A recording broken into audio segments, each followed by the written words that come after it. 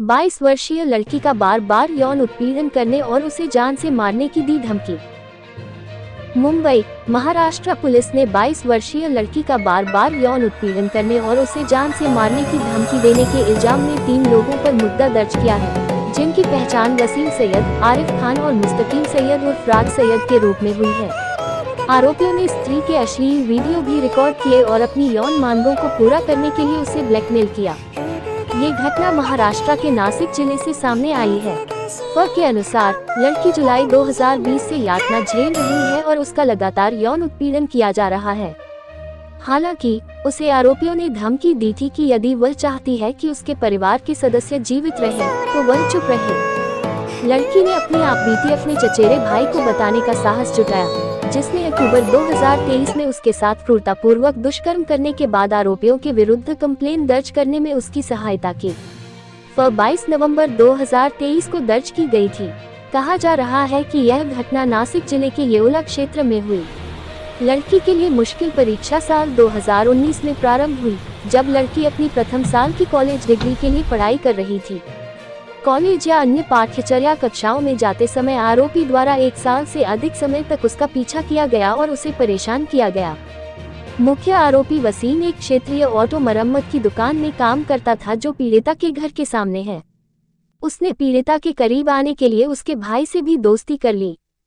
एक बार जब वह किसी क्लास में जा रही थी, तो उसने उसका पीछा किया और उसे अपने साथ सेल्फी लेने के लिए विवश किया। लड़की ने इनकार किया, लेकिन आरोपी ने उसका टेलीफोन छीन लिया और तब तक उसे वापस देने से इनकार कर दिया जब तक कि वह उसके साथ तस्वीर खिंचवाने के लिए तैयार नहीं हो गई। इसके बाद आरोपी ने इस तस्वीर का इस्तेमाल लड़की को ब्लैकमेल करने के लिए किया। उसने उसे धमकी दी कि यदि वह उससे दोस्ती करने में विफल रही तो वह ये तस्वीर गांव और उसके परिवार में फैला देगा।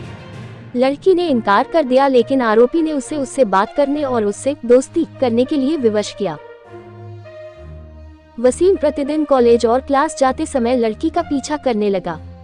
लड़की ने वसीम को नजरअंदाज करना पसंद किया। हालांकि 17 जुलाई 2020 को वह उसे जबरदस्ती एक क्षेत्रीय होटल में खींच ले गया और उसके साथ बेरहमी से दुष्कर्म किया।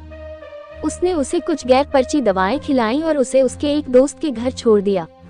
इस घटना के बाद लड़की डर गई और आरोपी उसके साथ अक्सर यौन उत्पीड़न करने लगा। उसने लड़की को चुप रहने की धमकी दी थी और उसके साथ दुष्कर्म करते समय कुछ अश्लील वीडियो भी रिकॉर्ड किए थे।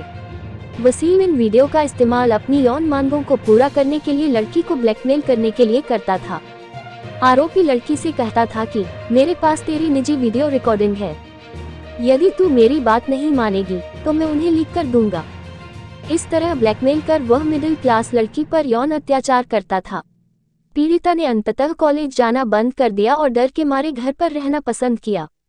7-8 महीनों के बाद उसने सोचा कि कॉलेज में दोबारा शामिल होना सुरक्षित और सरल होगा। हालांकि आरोपी वसीम अभी भी लड़की को परेशान करने और प्रताड़ित करने के ढंग खोज रहा था। वह और उसका दोस्त आरिफ, दूसरा आरोपी, अब एक साथ मिलकर लड़की का उसके कॉलेज तक पीछा करने लगे, क्योंकि वह फिर से अपनी पढ़ाई में शामिल हो गई। आरोपी ने लड़की के अश्लील वीडियो अपने दोस्त आरिफ के साथ साझा किए थे और दोनों ने अब लड़की को धमकाना और परेशान करना प्रारंभ कर दिया। उन्होंने उसे उनकी बात मानने के लिए धमकाया और बोला कि वे लड़की के निजी वीडियो गांव में फैला देंगे। वे उसे येओला क्षेत्र के जैन पैलेस में ले गए और उसके साथ बेरहमी से सामूहिक दुष्कर्म किया। फर्क के अनुसार आरोपी ने स्त्री के जाली डॉक्यूमेंट्स भी तैयार किए और येओला के होटल में चेक इन करने के लिए उसकी फर्जी धार्मिक पहचान जमा की। लड़की को उसके परिवार को भी जान से मारने की धमकी दी गई, इसलिए वह डर गई और आपबीती किसी को नहीं बता पाई। पीड़िता ने फर्म में कहा कि 2022 में वसीम द्वारा दुष्कर्म के बाद मैं गर्भवती हो गई। मैंने उससे कहा, लेकिन उसने इसे गंभीरता से नहीं लिया।